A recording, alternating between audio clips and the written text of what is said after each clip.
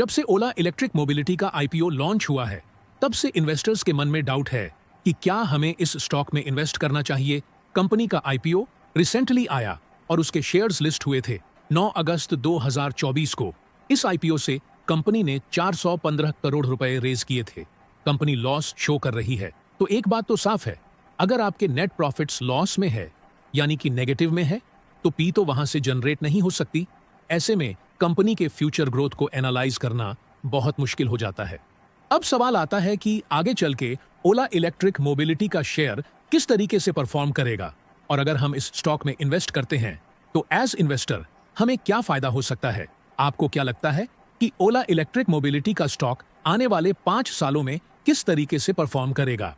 Electric mobility और electric vehicles को लेकर के भारत सरकार का काफी ज्यादा फेवरिज्म भी है और काफी इंसेंटिव्स भी दिए जाते हैं, फैक्ट्रीज को भी, इंडस्ट्रीज को भी और कस्टमर्स को भी, ताकि इसकी सेल को प्रमोट किया जा सके, यानी कि इलेक्ट्रिक व्हीकल्स की सेल को प्रमोट किया जा सके। तो जहां तक बात है ग्रोथ पोटेंशियल की, स्केलेबिलिटी की और सस्टेनेबिलिटी की, तो ओला इलेक्ट्रिक बहुत अच्छी तरीके से पोजीशन है अपने आप को आगे बढ़ाने के लिए। ओला इलेक्ट्रिक के सामने जो भी चैलेंज हैं वो सारे फाइनेंशियल चैलेंज हैं।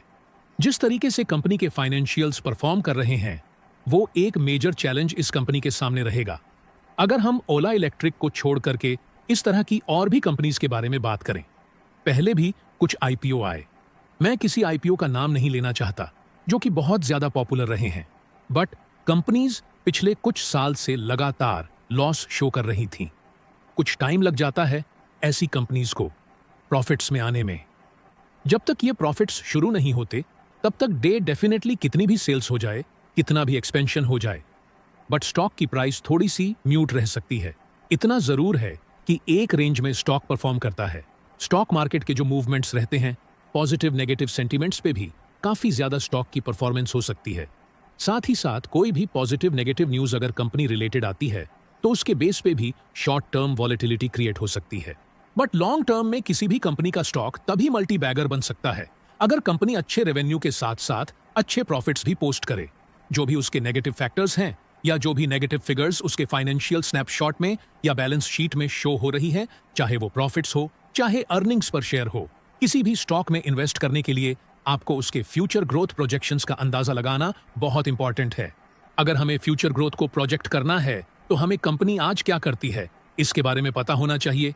किस तरह का बिजनेस कंपनी प्रेजेंट सिनेरियो में कर रही है, और आगे चल के कंपनी के जो भी एक्सपेंशन प्लान्स हैं, अगर हम उनको ठीक से समझ सकते हैं, फंडामेंटल्स और फाइनेंशियल्स को आमने सामने रख के इस बात को जस्टिफाई कर सकते हैं कि कंपनी आगे चल के मल्टी बागर बन सकती है, तभी हम किसी लॉजिकल डिसीजन पे पहुंच सकते हैं कि किस स्टॉक में हमें इन्वेस्ट करना चाहिए।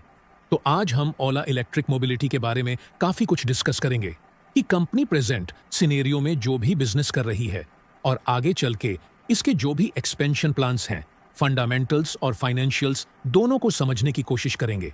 ओला इलेक्ट्रिक मोबिलिटी की स्थापना 2017 में हुई थी।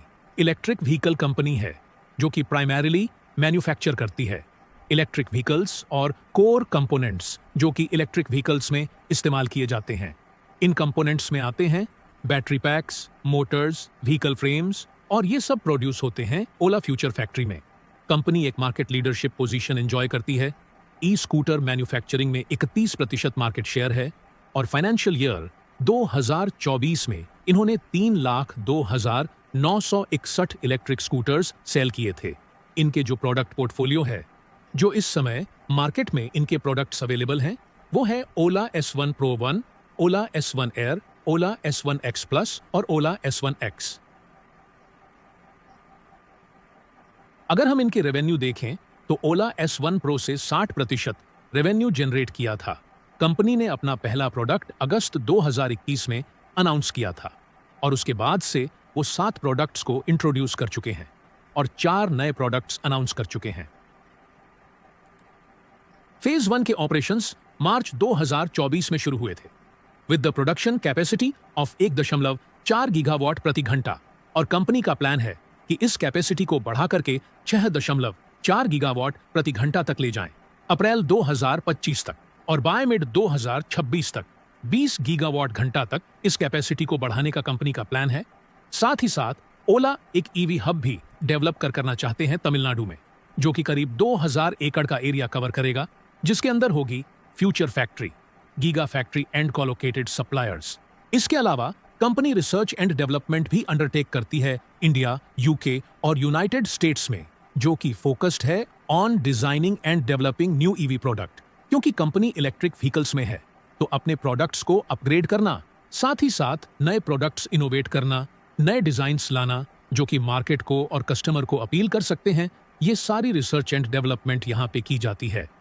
कंपनी ने लास्ट ईयर करीब 7.4% अपना revenue research and development spend किया था, जो कि किसी भी पैरामीटर के हिसाब से काफी अच्छी एलोकेशन है।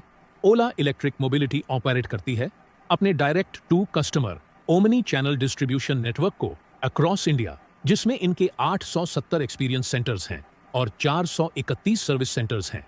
चार्जिंग स्टेशंस भी कंपनी ऑपरेट करती है, अपने कस्टमर्स को ऑफर करते हैं exclusive charging services through its charging network, जिसमें करीब 250 हाइपर चार्जर गन्स हैं, 764 स्टैंडर्ड चार्जर गन्स हैं। जो इनकी हाइपर चार्जर गन्स हैं वो करीब 17 स्टेट्स में है।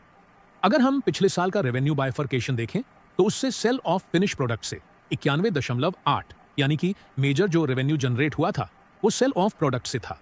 सेल ऑफ क्रेडिट गुड्स से 2.11 पर, सेल ऑफ सर्विसेज से 1.76 और अदर ऑपरेटिंग रेवेन्यू से 4.23 कंपनी का रेवेन्यू जनरेट हुआ था।